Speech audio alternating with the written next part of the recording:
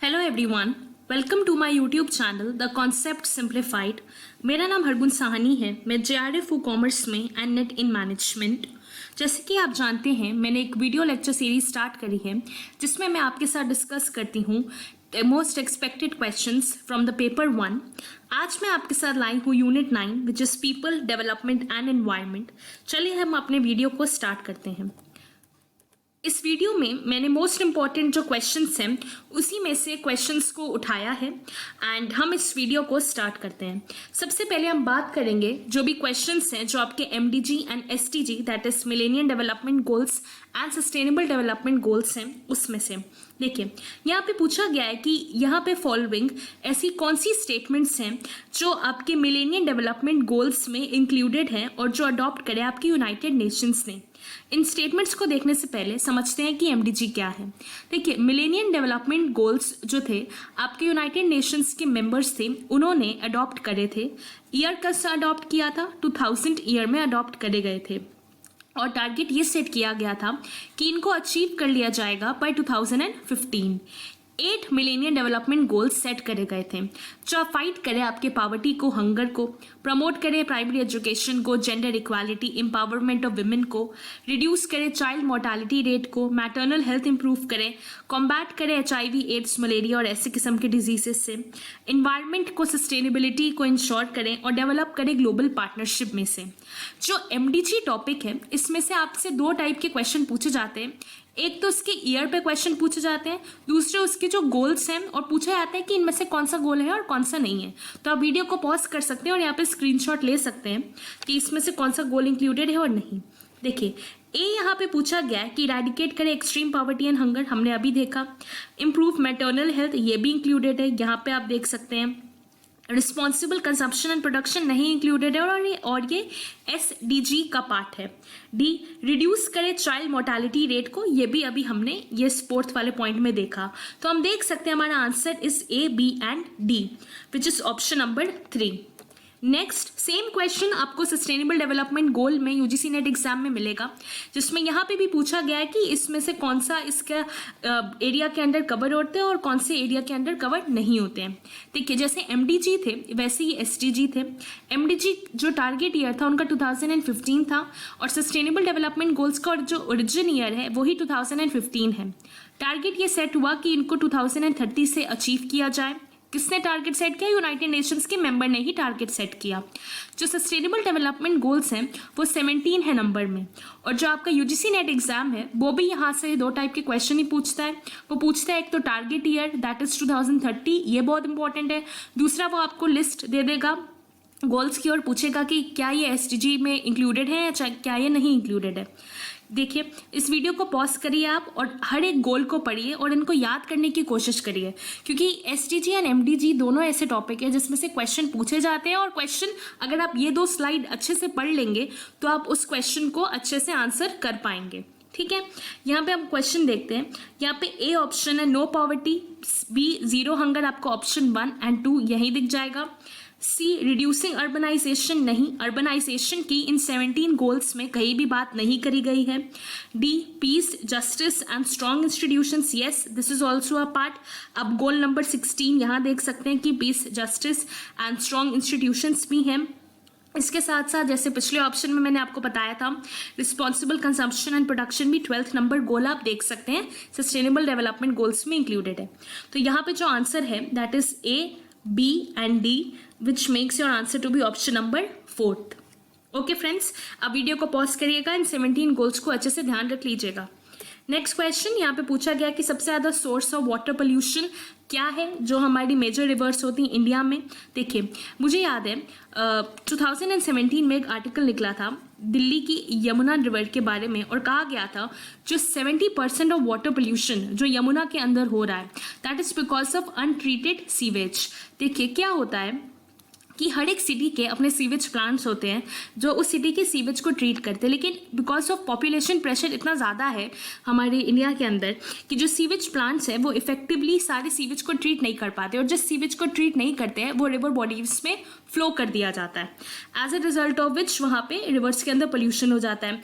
जो भी लोग दिल्ली में रहते हैं उनको पता होगा जब वो यमुना रिवर से पास करेंगे तो उनको एक स्मेल सी आती है, that is because of this untreated sewage. Question number 4 यहाँ पे पूछा गया है कि ऐसे कौन से डिजीजेस हैं जो आपके पोल्यूटेड वाटर से कॉज होते हैं। सबसे पहले गियार्डिया। गियार्डिया एक्चुअली आपके इंटेस्टाइन्स को इफेक्ट करता है और ये कॉज करता है आपके कंटामिनेटेड वाटर से, दैट इज पोल्यूटेड वाटर से। डेंगू तो सबको पता है कि फीमेल मस्कीटो एडीज उसकी वजह से होता है, और वो पोल्यूटेड वाटर नहीं, वो स्टैग्नेंट वाटर की वजह से होता है, जो पानी खड़ा रहता है उसकी वजह से होता है। अमीबियासिस। अमीबियासिस एक एंट अमीबा नाम का माइक्रो ऑर्गेनिज्म है जो कि आपके कंटामिनेटेड वाटर में पाया जाता है, उसकी वजह से इफेक्ट करता है आपके कोलन को। कोलन आपके इंटेस्टाइन्स का पार्ट है, ये भी वाटर से होता है। गियार्डिया भी वाटर से होता है। टाइफॉइड भी contaminated food and water, both in दोनों से होता है। तो हम कह सकते हैं 1, 2 and 4 is your answer. 1, 2 and 4 which is your 1, 2 and 4 नहीं, 1, 3 and 4 which makes your answer to be option number 4th।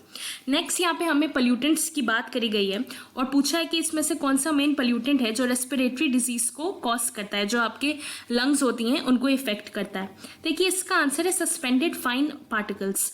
यहाँ पे आप देख रहे होंगे फाइन लिखा है। फाइन का मतलब है कि ऐसे छोटे छोटे कण जो आपकी हवा में हैं जो डायरेक्टली आपके इफेक्ट करता है आपके रेस्पिरेटरी सिस्टम को। ये जो कण हैं ये कहाँ से आते हैं? जब कोई फॉसिल फ्यूल बर्न होता है तब आते हैं। जब जो गाड़ियाँ हैं उसमें से जो धुआं निकलता है, वेहिकुलर जो पोल्यूशन कहते हैं, वहाँ से आते हैं। जो आपकी इंडस्ट्रीज हैं वहाँ से, और जो प्लांट्स हैं वहाँ से जो धुआं निकलता है उसमें से ये कण पाए जाते हैं। ये कण इतने छोटे हैं कि आप इस बॉक्स में देख सकते हैं। These are so fine particles that इनका जो डायमीटर, जैसे एक सर्कल है ये इसका रेडियस होता है तो ये डायमीटर है, जिसका जो ये डायमीटर है वो 2.5 माइक्रॉन्स है। मतलब इतना ज़्यादा छोटा है कि जो आपके एक बाल का एक फॉलिकल होता है उससे भी कितना ज़्यादा छोटा है ये। ठीक, इसीलिए सबसे ज़्यादा यही इफेक्ट करते हैं आपके रेस्पिरेटरी सिस्टम में। इजीली ये एक पैसेज के थ्रू पाए जाते हैं और वहाँ पे जाके ये लंग्स को हार्म करते हैं। इसी से एसोसिएटेड अब मैंने 5B क्वेश्चन लिखा है जिसमें लिखा है कि one of the parameters used to characterise the air quality at a location is PM 2.5। Here the suffix 2.5 refers to. आपने देखा होगा जब भी दिल्ली में या दिल्ली NCR रीजन में या जो और भी रीजन्स हैं जो मेट्रोपॉलिटन सिटीज़ है उसमें जो सीवियर एयर पोल्यूशन होता है तो उनको मापने के लिए एक 2.5 PM, ये 2.5 नहीं तो एक PM करके होता है। ये PM ही पर्टिकुलेट मैटर होता है और यही जो पर्टिकुलेट मैटर है ये आपका सस्पेंडेड फाइन पार्टिकल्स जो यहाँ पे मैंने अभी बात करी थी सस्पेंडेड फाइन पार्टिकल्स की, ये उसी से एसोसिएटेड है कि इतने छोटे छोटे कण जो आपको नज़र भी नहीं आते, इतने छोटे होते हैं जो डायरेक्टली आपके रेस्पिरेटरी सिस्टम पे इफेक्ट करते हैं, एयर क्वालिटी को डाउनग्रेड करते हैं। जो इसका 2.5 है ये इसका साइज दर्शाता है। मैंने अभी आपको दिखाया कि इसका जो साइज इसका डायमीटर है तो ये साइज ही तो दिखाता हुआ। तो यहाँ पे यही पूछा गया जो ये 2.5 है ये क्या शो करता है। ये 2.5 इसका आंसर होगा ऑप्शन नंबर 2, दैट इज ये इसका साइज को शो करता है। नेक्स्ट क्वेश्चन, यहाँ पे हमें सरफेस ओजोन दिखा है और सरफेस ओजोन में हमें बताना है कि सरफेस ओजोन में कौन सा इसमें से इंपॉर्टेंट रोल प्ले करता है। यहाँ पे आप डायग्राम में देख सकते हैं कि जब नाइट्रोजन ऑक्साइड जो ऑक्साइड्स ऑफ नाइट्रोजन हैं वो जब मिक्स होती हैं किसके साथ, कार्बन मोनोऑक्साइड या VOC आपका होता है वॉलेटाइल ऑर्गेनिक कंपाउंड्स, उनके साथ प्लस सनलाइट के थ्रू, ठीक, ये फॉर्म कर देती हैं आपका ओजोन। ये है सरफेस ओजोन। सरफेस ओजोन का मतलब होता है, देखिए अर्थ की जो एटमॉस्फेयर होता है उसकी बहुत सारी लेयर्स होती हैं। जो सबसे लोअर लेयर होती है उसको बोला जाता है ट्रोपोस्फेयर। तो ये भी आपसे नेट वाले पूछ सकते हैं, यहाँ पे सरफेस ओजोन की जगह वो लिखते कि ट्रोपोस्फेयर ओजोन कैसे फॉर्म होता है, ट्रोपोस्फेयर ओजोन कैसे फॉर्म होता है। ठीक, वो फॉर्म होता है जब आपकी oxide of nitrogen plus CO या VOC विद सनलाइट फॉर्म करती है आपका ओजोन। ये जो जितनी भी ऑक्साइड्स या जितनी भी गैसेज है कहाँ से आती हैं, आपके vehicle industry, forest, power plants, इन सब में से पाई जाती है, जैसे कि आपको डायग्राम में आप देख सकते हैं। ठीक, तो यहाँ पे आपका ऑप्शन नंबर ऑप्शन नंबर 1 होगा, ऑप्शन नंबर 3 होगा एंड ऑप्शन नंबर 4 होगा। ऑक्साइड्स ऑफ सल्फर का रोल नहीं होता 1, 3 and 4, which makes answer your option number, sorry, आपका जो आंसर है ऑप्शन नंबर 3 हो जाएगा, जिसकी वजह से। ठीक, यहाँ पे अब इंटरनेशनल अग्रीमेंट्स की बात होगी। देखिए, मैंने 3 इंटरनेशनल अग्रीमेंट्स लिए हैं और उससे रिलेटेड क्वेश्चन लेफ्ट साइड में और उससे रिलेटेड जो कंटेंट है वो आपको दिख जाएगा राइट हैंड साइड में। यहाँ पे हम पेरिस अग्रीमेंट की बात करेंगे। चलिए पढ़ते हैं पेरिस अग्रीमेंट क्या है। पेरिस अग्रीमेंट या उसको COP 21 भी बोलते हैं। COP आपने काफ़ी बार सुना होगा। COP is conference of parties. 21 दर्शाता है कि कौन सी कॉन्फ्रेंस का नंबर है, दैट इज 21st कॉन्फ्रेंस। ठीक, ये एक मल्टीलैटरल अग्रीमेंट था। किसका? United Nations framework convention on climate change, इसका फुल फॉर्म पढ़ लीजिएगा, पूछा गया है। ठीक, जो ये पेरिस अग्रीमेंट हुआ था बेसिकली किस लिए हुआ था? जो ग्रीन हाउस गैसेज होती हैं, ठीक, जो आपकी ग्लोबल वार्मिंग को कॉज करती हैं, उनको रिड्यूस करने के लिए ये साइन किया गया था 2016 में। ठीक, करेंटली जो United Nations framework convention on climate change, इनके जो मेंबर्स हैं वो 195 मेंबर्स हैं जिन्होंने इस कन्वेंशन को साइन किया है। ठीक है, पेरिस अग्रीमेंट में यहाँ पे जैसे क्वेश्चन पूछा गया और यही इसका एक्चुअली सेंट्रल ऑब्जेक्टिव भी है। ये एम सेट हुआ था जो आपका अर्थ का ग्लोबल टेम्परेचर है उसको 2 डिग्री सेल्सियस से ज़्यादा राइज नहीं होने देना है। ठीक, इस सेंचुरी के अंदर, सेंचुरी मतलब 100 साल के अंदर जो अर्थ के टेम्परेचर है, जो अर्थ का ग्लोबल टेम्परेचर है वो 2 डिग्री सेल्सियस से ज़्यादा ना बढ़े। ठीक, ये ऑब्जेक्टिव सेट किया गया था। यहीं पे आपके क्वेश्चन में यही पूछा गया है कि कितना टेम्परेचर तक लिमिट सेट करी गई है पेरिस अग्रीमेंट में, दैट इज 2 डिग्री सेल्सियस, वो भी within 100 years, that is your century. Now question number 7, यहाँ पे मॉन्ट्रियल प्रोटोकॉल। ये मॉन्ट्रियल प्रोटोकॉल बहुत बार यूजीसी नेट एग्जाम में पूछा गया है। देखिए, मॉन्ट्रियल प्रोटोकॉल में ये पूछा गया है कि ये कब साइन, पहले पढ़ लेते क्या है। ये साइन हुआ था 1987 में, इससे अपने फोर्स में आ गया था 1989 में। मॉन्ट्रियल प्रोटोकॉल जो है बेसिकली वो रिड्यूस करता है production and consumption of ozone depleting substances, मतलब ऐसे पदार्थ, ऐसे सब्सटेंस जो आपकी जो ओजोन लेयर होती है उसको हार्म करते हैं। ठीक, जो ओजोन लेयर को बेकार बनाते हैं, जो पोल्यूटेड बनाते हैं। ठीक, एक यहाँ पे मैंने एक और कन्वेंशन का नाम लिखा है, वियना कन्वेंशन। ये मैंने इसलिए नाम लिखा है क्योंकि वियना कन्वेंशन भी दूसरा एक बहुत फेमस कन्वेंशन है, जैसे कि आपका मॉन्ट्रियल प्रोटोकॉल है जो प्रोटेक्शन ऑफ ओजोन लेयर से एसोसिएटेड है। और ये किस ईयर में आया था? 1985 में आया था। ठीक, तो जो मॉन्ट्रियल प्रोटोकॉल है आप समझ गए होंगे किससे रिलेटेड है, that is option number 2, phasing out ozone depleting substances. Phasing out मतलब ऐसे सब्सटेंसेस को निकाला जाए जो ओजोन को खराब करते हैं। देखिए, एक और प्रोटोकॉल है जिसका नाम है Kyoto protocol. Kyoto protocol basically associated है आपके क्लाइमेट चेंज से। इसमें से भी डायरेक्टली यही क्वेश्चन पूछा गया है। नेक्स्ट क्वेश्चन नंबर 9, यहाँ पे हमें इंटरनेशनल सोलर अलायंस पे 2 स्टेटमेंट्स दी गई हैं। ठीक, आइए पढ़ते हैं इंटरनेशनल सोलर अलायंस क्या है। देखिए, इंटरनेशनल सोलर अलायंस किसने इनिशिएटिव 2 लोगों ने लिया था। एक तो हमारे प्रधानमंत्री नरेंद्र मोदी जी, उन्होंने, प्लस जो प्रेसिडेंट थे फ्रांस के, उन्होंने इनिशिएटिव लिया था। काफ़ी बार ये पूछा जाता है कौन 2 लोग थे जिन्होंने इनिशिएटिव लिया था इंटरनेशनल सोलर अलायंस के लिए, that is France plus India. ये लॉन्च कहाँ किया गया था? ये पेरिस में लॉन्च किया गया था 2015 में, लेकिन जो इसके हेडक्वार्टर्स हैं वो गुरुग्राम हरियाणा में है। इंटरनेशनल सोलर अलायंस है क्या? देखिए, इस अलायंस में कम से कम 122 देश से भी ज़्यादा देश हैं, जो मोस्ट ऑफ देम, काफ़ी ऐसे देश हैं इंटरनेशनल सोलर अलायंस में जो कि सनशाइन कंट्रीज़ हैं, मतलब ऐसे कंट्रीज़ जो आपके Tropic of Cancer and Tropic of Capricorn के बीच में पाए जाते हैं। देखिए, हम जानते हैं कि हमारा अर्थ है, ठीक, बीच में से इक्वेटर पास करता है। ठीक, यहाँ पे ये आप देख सकते हैं, ये जो होता है ट्रॉपिक ऑफ कैंसर होती है और जो ये होती है वो ट्रॉपिक ऑफ कैप्रिकॉर्न होती है। ठीक, इसके बीच में सबसे ज़्यादा सनशाइन फॉल करती है, इसीलिए इनको ट्रॉपिकल जोन बोला जाता है। और जो यहाँ पे जो इंटरनेशनल सोलर अलायंस है, इसका most of the member countries, most मतलब काफ़ी हद तक मेंबर कंट्रीज जो सनशाइन कंट्रीज है, जो इन 2 ट्रॉपिक्स के बीच में फॉल करती हैं, वो इस अलायंस का पार्ट है। लेकिन इसके अलावा भी आपके अब कुछ और मेंबर्स बन रहे हैं जो आपके UN वाले मेंबर्स हैं, वो भी इसका पार्ट हो सकते हैं। ISA का एक मेजर ऑब्जेक्टिव था कि वो 1000 गीगावाट ऑफ सोलर जनरेट कर पाए कौन सी ईयर तक? 2030 तक। यह ऑब्जेक्टिव ध्यान में रखिएगा इंटरनेशनल सोलर अलायंस से। अब आपको समझ आ गया होगा कि इंटरनेशनल सोलर अलायंस है क्या, किसने स्टार्ट किया और कब हुआ।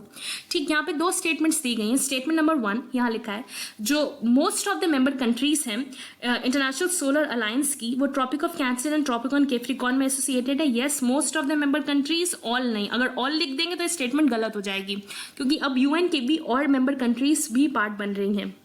Japan is a member country of the International Solar Alliance. Yes. तो हमारी both the statements are true, which mean हमारा आंसर होगा ऑप्शन नंबर 3। नेक्स्ट क्वेश्चन, यहाँ पे अब नेचुरल एंड केमिकल हजार्ड्स के बारे में पढ़ेंगे। सबसे पहले यहाँ पे पूछा गया है कि कौन सा इसमें से मीट्रोलॉजिकल हजार्ड है। देखिए, मीट्रोलॉजिकल हजार्ड या डिजास्टर ऐसे होते हैं जब आपका वेदर, एक्सट्रीम वेदर कंडीशंस हो, ज़्यादा बारिश हो, स्नो हो, एक्सट्रीम हॉट या कोल्ड हो, तब फॉर्म होता है। हम अब एक एक हजार्ड को पढ़ते जाते हैं। देखिए, एवलांच तब होता है जब आपका स्नोई माउंटेन जो होता है, स्नो माउंटेन में से आपका कोई एक पार्ट या रॉक ऑफ माउंटेन गिर कर आ जाए, उसको कहते हैं एवलांच। कोस्टल इरोजन, जैसे आपने सबने सुना होगा कि जब आपकी कोस्ट की जो बाउंड्रीज होती हैं, उसको जो आपकी जो सी वेव्स होती हैं वो इतने भयंकर तरीके से हिट करे कि जो कोस्टल बाउंड्रीज हैं वो और पीछे पीछे होती जाए, तो इससे क्या खतरा होता है, जो वहाँ पे लोकल पॉपुलेशन है उनको फ्लड्स का खतरा होता है, कि जो क्योंकि वो बाउंड्री तो टूटती जाती है। लैंडस्लाइड तब होती है जब बारिश होती है, उसके वजह से जब पहाड़ का कोई एक बड़ा पत्थर गिरकर रोड पे आ जाता है, उसको लैंडस्लाइड कहते हैं। ब्लिजर्ड, हमारा ब्लिजर्ड आंसर है। क्यों? देखिए, ब्लिजर्ड तब कॉज होता है, इसको बर्फीली तूफान के नाम से भी हिंदी में जाना जाता है। मतलब इतना भयंकर आपका तूफान आता है बर्फ का, बहुत तेज बारिश होती है, बहुत तेज आंधी चलती है और हर जगह स्नो ही स्नो पाई जाती है। तो इसका आंसर होगा ब्लिजर्ड, बिकॉज यहाँ पे एक्सट्रीम वेदर कंडीशन जो है वो स्नो से एसोसिएटेड हो रही है।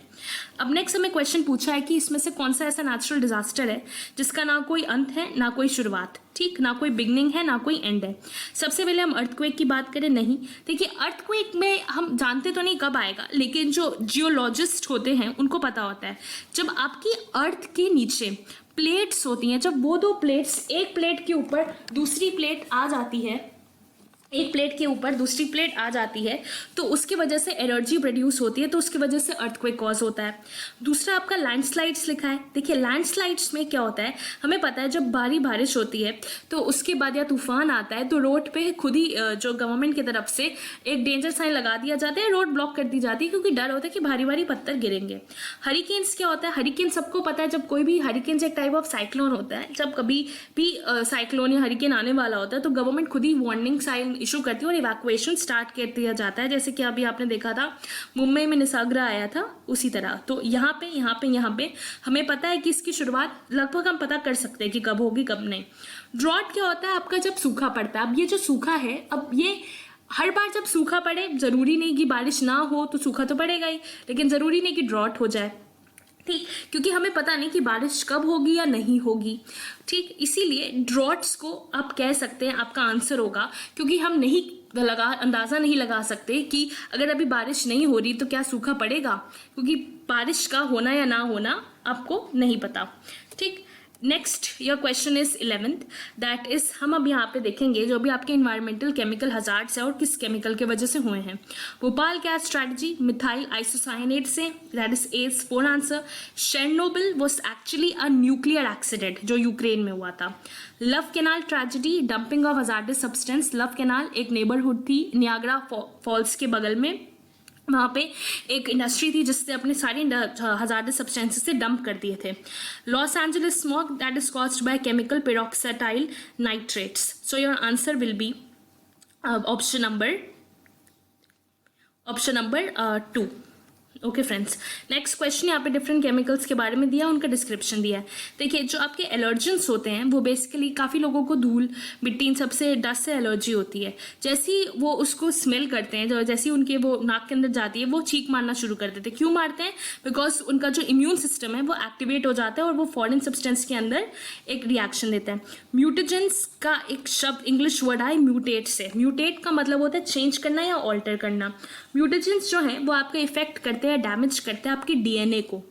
कार्सिनोजेंस जो होते हैं वो इफेक्ट करते हैं, जो आपकी कॉज करते हैं कि इस तरीके से मतलब सेल की जो ग्रोथ, जो हमारी बॉडी, जो सेल्स जो होते हैं, जो बिल्डिंग ब्लॉक्स ऑफ लाइफ होते हैं, वो इस तरीके से सेल्स की ग्रोथ होने लग जाती है और उसमें से कुछ सेल्स ऐसे होते हैं जो मेलाइन ट्यूमर्स कॉज करते हैं, जिसकी वजह से कैंसर होता है।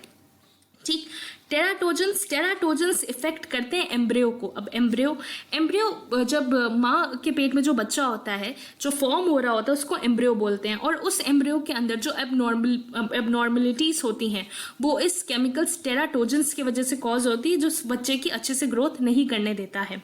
तो यहाँ पे इन सब ऑप्शंस को मैच करने के बाद I think so your answer will be option number 3। Question number 13 यहाँ पे पूछा गया, ऐसी कौन सी कॉन्फ्रेंस है जो United Nations conference on sustainable development का दूसरा नाम भी है? यहाँ पे आपका आंसर होगा ऑप्शन नंबर 4, Rio+20 कॉन्फ्रेंस 2010। देखिए, United Nations conference on sustainable development आपकी 2012 में हुई थी, ठीक है। और इसको Rio+20 इसलिए बोला गया है क्योंकि 20 साल पहले एक और कॉन्फ्रेंस हुई थी जिसका नाम था United Nations conference on environment and development 1992 में। तो Rio+20 इसीलिए कि इसका एक फॉलो अप है, जो रियो में पहले भी एक conference. Okay friends, question number 14 में हमें बताना है जो हमारी ग्रीन हाउस गैसेस हैं वो कितना कंट्रीब्यूट करती हैं हमारे ग्रीन हाउस एमिशन या ग्लोबल वार्मिंग में और डिक्रीजिंग ऑर्डर में। यहाँ पे मैंने ग्रीन हाउस गैस एमिशंस का 2018 का डेटा लिया है। आप पाई चार्ट से देख सकते हैं, सबसे ज़्यादा कार्बन डाइऑक्साइड, फिर methane, then nitrous oxide, then fluorinated gases, इसको ही क्लोरोफ्लोरोकार्बन्स भी बोलते हैं। ठीक, तो यहाँ पे आपका जो आंसर होगा that will be option number 2, that is carbon dioxide, methane, nitrous oxide and chlorofluorocarbons. Next question भी ग्रीन हाउस गैस के ऊपर ही है। यहाँ पे पूछा गया है कि कौन सा मैकेनिज्म बेस्ट डिस्क्राइब करता है ग्रीन हाउस इफेक्ट को। देखिए, यहाँ पे हम पहले समझते हैं ग्रीन हाउस इफेक्ट क्या होता है। मैं आपको ब्रीफली समझाने की कोशिश करूँगी। देखिए, सन जो है वो अपनी अल्ट्रा वायलेट रेस जो कहते हैं वो अर्थ की तरफ आती हैं। ठीक, अर्थ में कुछ जो ये सनलाइट होती है वो रहती है और कुछ सनलाइट रिफ्लेक्ट बैक करती है, और ये सनलाइट को रिफ्लेक्ट बैक भी करना चाहिए, नहीं तो अर्थ के अंदर बहुत सारी हीटिंग हो जाएगी। ठीक है, लेकिन because of the pollution, because of CO2 and other gases, जो ये सनलाइट है ये रिफ्लेक्ट बैक नहीं हो पाती है, ये कहीं ना कहीं अर्थ के एटमॉस्फेयर के अंदर ट्रैप हो जाती है। और उसको ट्रैप करने वाली कौन सी गैसेस हैं? वही जो ग्रीन हाउस गैसेस हमने पिछले क्वेश्चन में देखी, यही बन जाती हैं आपकी इंफ्रारेड रेडिएशंस, जो कि आपकी अर्थ एटमॉस्फेयर के अंदर ट्रैप हो जाती हैं और यही कॉज करती हैं ग्लोबल वार्मिंग, आपके अर्थ के ग्लोबल टेम्परेचर को एक लेवल से ज़्यादा हीट कर देती हैं। तो यहाँ पे हमारा ऑप्शन होगा answer that is option number 3, that is infrared radiation, जो अर्थ के एटमॉस्फेयर से जब बाहर जा रही होती हैं, लेकिन क्योंकि जो गैसेस हैं ग्रीन हाउस गैसेस उनको ऑब्जर्व कर लेती हैं और अर्थ के एटमॉस्फेयर के अंदर ही रहने देती हैं। ना क्वेश्चन नंबर 15 में हमें पूछा गया है कि इसमें से कौन सी एंथ्रोपोजेनिक एक्टिविटीज़ है जो एनवायरनमेंट पे इफेक्ट करती हैं। देखिए, यहाँ पे आप देख सकते हैं पॉपुलेशन, फॉरेस्ट कवर नहीं। एंथ्रोपोजेनिक एक्टिविटीज़ का मतलब होता है जो कि एक्टिविटीज़ आपकी मैन मेड है। ठीक, फॉरेस्ट कवर नहीं होगा। Population, influence per person, land available person भी नहीं होगा। यहाँ पे आंसर होगा option number C, that is population is man made. Influence per person मतलब कितना कंजम्पशन हो रहा है per person, that will be your answer. And technology use for exploiting resources, we all know कैसे टेक्नोलॉजी के through हम natural resources जो हैं हमारे, जो चाहे वो वाटर के अंदर नेचुरल रिसोर्सेज वो पाए जाएं, उनको किस तरीके से यूज़ किया जाता है, या क्रूड ऑयल उनको कैसे यूज़ किया जाता है एक्सप्लॉइट करने के लिए। तो यही सबसे ज़्यादा हमारी एंथ्रोपोजेनिक एक्टिविटीज़ हैं जो इफेक्ट करती है एनवायरनमेंट को। नेक्स्ट क्वेश्चन 16, देखिए यहाँ पे क्वेश्चन पूछा गया है कि national action plan on climate change के अंदर कौन सा मिशन नहीं है। देखिए, इंडिया ने एक national action plan on climate change that is NAPCC start किया था 2008 में, that was on climate change. इसके अंदर अभी तक 9 मिशंस इंक्लूडेड है। ठीक, कहीं जगह बोला जाता है 8 मिशंस, लेकिन 9th mission that is national bio energy mission 2017 में ही इसको अप्रूवमेंट मिली थी। ठीक, इन 8-9 मिशंस को अच्छे से ध्यान रखिएगा क्योंकि इसमें से भी पूछ लेते हैं कि कौन सा मिशन जो है वो national action plan on climate change के अंदर इंक्लूडेड है या नहीं है। ठीक, आप यहाँ देख सकते हैं national solar mission, national mission for enhanced energy efficiency, national mission on sustainable habitat, water mission, sustaining Himalayan ecosystem, green India, sustainable agriculture, strategic knowledge for climate change and bio energy mission इसका part है। देखिए, sustaining Himalayan mission है, आपने अभी देखा। Sustainable forest management नहीं है। Strategic knowledge for climate change भी है, तो हम कह सकते हैं हमारा 1 and 3 आंसर है। दैट इज आपका जो आंसर है that will be option number 4। Next question, यहाँ पे एनर्जी जो टोटल पावर जनरेशन होती है इंडिया में, उसका यहाँ पे ऑर्डर हमें लगाना है कि सबसे ज़्यादा से सबसे कम ऑर्डर पे लगाना है कि कौन सा सोर्स जो है एनर्जी का वो पावर जनरेट करता है इंडिया में। यहाँ पे एक टेबल मैंने रखा है, और अगर आप इस टेबल को देखें तो जो ये 31 जुलाई 2020 का ही है, और यहाँ पे बताया गया है कि इंडिया में जो पावर जनरेट होती है उसमें कितना जो एनर्जी रिसोर्सेज है कॉन्ट्रीब्यूट करते हैं। सबसे पहले आपका थर्मल है। थर्मल में भी आप देख सकते हैं कोल सबसे ज़्यादा कॉन्ट्रीब्यूट करता है, तो आप इसको ध्यान रखिएगा। कोल, फिर गैस, फिर लिग्नाइट, फिर डीजल, थर्मल एनर्जी रिसोर्स के अंदर। थर्मल के बाद सबसे ज़्यादा कंट्रीब्यूट करता है आपकी रिन्यूएबल एनर्जी रिसोर्स, फिर large hydro projects, and then lastly nuclear power. Okay friends, तो आपका इस हिसाब से जो आपका इंक्रीजिंग ऑर्डर में आंसर होगा ऑप्शन नंबर 1। नेक्स्ट क्वेश्चन, या this is a very important question, very important. ये जो क्वेश्चन है that is on the target set by Indian government for generating power from wind energy, जो आपके 2022 तक Indian government ने target लिया है 175 गीगावाट। ये क्वेश्चन इतनी बार पूछा गया है, इतनी सारी शिफ्ट्स में पूछा गया है कि मैं आपको बता नहीं सकती, और इसीलिए मैंने इसका सिर्फ एक ही क्वेश्चन इंक्लूड किया और उससे रिलेटेड इन्फॉर्मेशन लिखी है। अगर आप इतना ही पढ़ लेंगे, इतना पूरी स्लाइड आपको क्लियर हो जाएगा। देखिए, गवर्नमेंट ऑफ इंडिया ने एक मिशन लिया था कि वो इंस्टॉल करेंगे 175 गीगावाट ऑफ रिन्यूएबल एनर्जी को, कब तक? 2022। मैं 2022 वाले मिशन की बात कर रही हूँ, ठीक। 175 गीगावाट ऑफ रिन्यूएबल एनर्जी को इंस्टॉल करेंगे। कैसे करेंगे? किसी किसी रिसोर्सेस में। देखिए, वो 100 गीगावाट करेंगे सोलर से, 60 गीगावाट करेंगे विंड से, 10 गीगावाट करेंगे बायोमास पावर से, एंड 5 गीगावाट करेंगे स्मॉल हाइड्रो प्रोजेक्ट से। और हर साल हर शिफ्ट में ऐसे ही करके क्वेश्चन पूछा जाता है कि कितना कहाँ से, मतलब वो अभी जैसे यहाँ पे विंड एनर्जी का पूछा है, वो यहीं पे पूछ लेते बायोमास का कितना करेंगे, स्मॉल हाइड्रो पावर प्रोजेक्ट का कितना करेंगे। तो आप इसको अच्छे से याद कर लीजिएगा कि किस सोर्स में से कितना करेंगे। हम विंड एनर्जी से साफ देख सकते हैं वो 60 गीगावाट करेंगे, इसलिए हमारा आंसर होगा 1। नेक्स्ट क्वेश्चन में यहाँ पे क्या पूछा है, चलिए रीड करते हैं। The percentage share of electrical power from solar energy in the total electrical power generation from all renewable energy resources sought to be achieved by Indian government by the year 2022 is. पढ़ के तो इतना tough question लग रहा है कि जिसकी कोई बात नहीं। यूजीसी नेट वालों ने इतनी बार ये क्वेश्चन खुद पूछ चुके हैं कि अब उन्होंने उसके डिफरेंट वेज कर दिया पूछने के। कुछ नहीं पूछा गया, उन्होंने पूछा है कि जो सोलर एनर्जी है उसका परसेंटेज शेयर बताना है आपको उसके टोटल पावर जनरेशन में, ठीक। तो जो 100 गीगावाट है आपको ये बताना है कि ये 175 गीगावाट में से कितना है, ठीक। या तो आप सिंपल मैथ्स लगाएं, 100 गीगावाट का हमें परसेंटेज बताना है 170 गीगावाट से, तो ये आता है आपका 57.1% से। या तो आप सिंपल ये परसेंटेज लगा लीजिए। अच्छा, अगर ऐसे ही इन्होंने विंड एनर्जी पूछा तो आप यहाँ पे 60 gigawatt divided by 170 gigawatt into 100 करेंगे, ठीक। लेकिन अगर जिनको नहीं ये मैथ्स परफॉर्म करनी है उस समय छोटी सी, तो वो यहाँ पे मैंने इनका परसेंटेज शेयर खुद निकाल के कैलकुलेट करके लिखा है। आप इन परसेंटेजेस को भी याद कर सकते हैं। ये परसेंटेजेस कुछ नहीं है, ये बता रहे हैं कि जो ये सोलर एनर्जी है वो कितना गीगावाट, मतलब कितना है टोटल 175 गीगावाट में से। आपका आंसर होगा that is option number 1, 57.1%। Now moving on to the next question. यहाँ पे हमें मैच लिस्ट करनी है। लिस्ट 1 में हमारे डिफरेंट डेट्स दिए गए हैं और लिस्ट 2 में डेट्स दी गई हैं। वर्ल्ड हेल्थ डे आपका होता है 7 अप्रैल में, वर्ल्ड पॉपुलेशन डे 1 जुलाई, वर्ल्ड ओजोन डे 16 सितंबर, वर्ल्ड एड्स डे 1 दिसंबर, ठीक। और साथ ही साथ आप याद कर लीजिए गॉड डे होता है वर्ल्ड इन्वायरमेंट डे, जो कि आपका होता है 5 जून को, वो भी बहुत इंपॉर्टेंट डेट है। यहाँ पे मैच तो फॉलोइंग के बाद हमें दिख रहा है कि हमारा code number B is the correct answer. Question number 20 में असर्शन ये दिया है कि sustainable development is critical to the wellbeing of human society. Sustainable development बहुत इंपॉर्टेंट है ह्यूमन सोसाइटी के वेलबींग के लिए। सस्टेनेबल डेवलपमेंट तब होती है जब आप अपने नेचुरल रिसोर्सेज को इस तरीके से यूज़ करते हैं कि जो आपकी आने वाली फ्यूचर जनरेशन है उनके पास भी उन नेचुरल रिसोर्सेज को यूज़ करने का मौका रह जाए, ठीक। रीजनिंग क्या है कि इन्वायरमेंटली साउंड जो पॉलिसीज़ होती हैं वो हार्म नहीं करती हैं इन्वायरमेंट को या डिप्लीट नहीं करती है नेचुरल रिसोर्सेज को। हाँ, रीज़न को अगर इंडिविजुअली देखा जाए, देखिए इन्वायरमेंटली साउंड पॉलिसीज़ तो इसीलिए बनाई जाती है जो आपके जो नेचुरल रिसोर्सेज होती हैं उनको प्रोटेक्ट किया जाए, एनवायरनमेंट को प्रोटेक्ट किया जाए। लेकिन जो असर्शन है उसका ये रीज़न नहीं लग रहा, उसका ये एक्सप्लेनेशन नहीं लग रहा। दोनों स्टेटमेंट्स अपने आप में सही हैं लेकिन कोई भी किसी का रीज़न फॉर्म नहीं कर रही है।